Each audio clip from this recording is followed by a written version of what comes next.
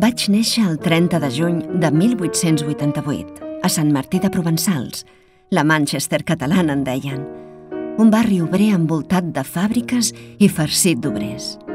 En cases barates on vivien obrers, en cases altes on vivien obrers. Aquesta semblava la vida que m'esperava. Però la meva trobada amb en Ramon Casas em va canviar la vida. No vaig ser jo qui el va buscar. Va ser ell que em va venir a trobar. En Ramon, amb el seu posat impassible, però amb uns ulls que brillaven com centelles, em va demanar si em faria res posar per a ell. Vaig accedir-hi, sabent que ja mai més ni ell ni jo seríem els mateixos. Perquè jo sabia que no volia ser una model més. Volia més. Sempre havia estat buscant alguna cosa més. Recordo els primers quadres que em va pintar. Són pintures d'un home captivat, no sé si per mi o per la mateixa força de l'art que li bategava dins seu. La pinzellada intensa era el reflex de la seva passió. I la meva mirada quedava reflectida en els quadres, trasmudada, com si fos l'expressió d'abismes que no havia mai sondat, com si ara descobrís, després de tants anys, que hi havia un abisme rere uns ulls, insondable. Tapada amb teles sense confeccionar, o amb vestits que em comprava expressament, va pintar durant mesos retrats meus, obsessivament. I jo era en tots aquests quadres una mirada profunda, esvaïda, perduda, punyent, que l'arrebatava. Fixava la meva mirada en els quadres com si tingués por de perdre-la, de perdre'm.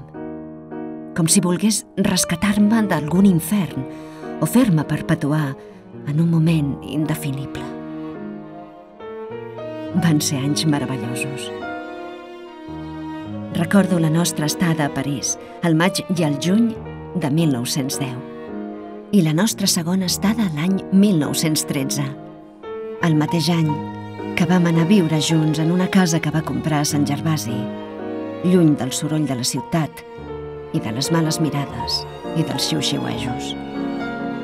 Vivíem en pecat i volíem viure tranquils abans que cap altra cosa.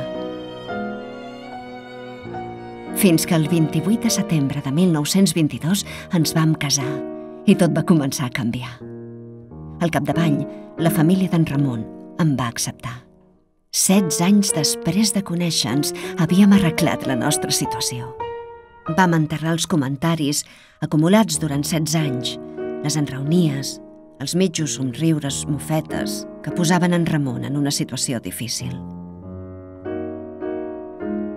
Llavors, la passió es va fondre, però em continuava pintant en desenes i desenes de retrats que emplenen la seva obra de la darrera etapa. Vestida de xula amb peineta, de torera o de senyora burgesa. Va convertir-me en una senyora en els seus quadres, encara que la societat va continuar veient-me com la venedora ambulant que havia estat. Un pintor ric amb una venedora de loteria sempre seria intolerable per molts benpensants barcelonins. Només el gran amic americà d'en Ramon, en Charles Deering, comprenia tot el que passava. Amb ell havien fet llargs viatges per Europa i Amèrica, mentre jo l'esperava que tornés. Però l'any 1924, en Ramon se'n va emportar a Amèrica, en el que seria l'últim viatge a casa de Charles Deering, a la seva casa de Miami. 4 mesos en terres americanes, amb gent afable i cordial, era com la demostració que en Ramon ja no tenia por a mostrar-me en públic. A partir de llavors, la nostra vida va començar a fer baixada. En Ramon es va fer vell de cop i volta. Beure i fumar van acabar amb la seva salut. Massa absenta, massa tabac, massa a cuidar-se poc.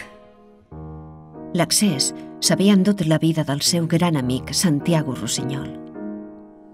Aleshores, un fred 29 de febrer de 1932, Ramon Casas va morir. Tenia 66 anys. Una pluja gèlida va acompanyar l'enterrament. Jo no hi vaig assistir. I des de casa nostra, a Sant Gervasi, recordava els moments feliços que havíem passat junts. El meu alè entelava els vidres mentre contemplava la terrassa on una vegada va pintar el sol encenent els meus cabells i acaronant el vestit vermell que m'havia posat per pintar-me.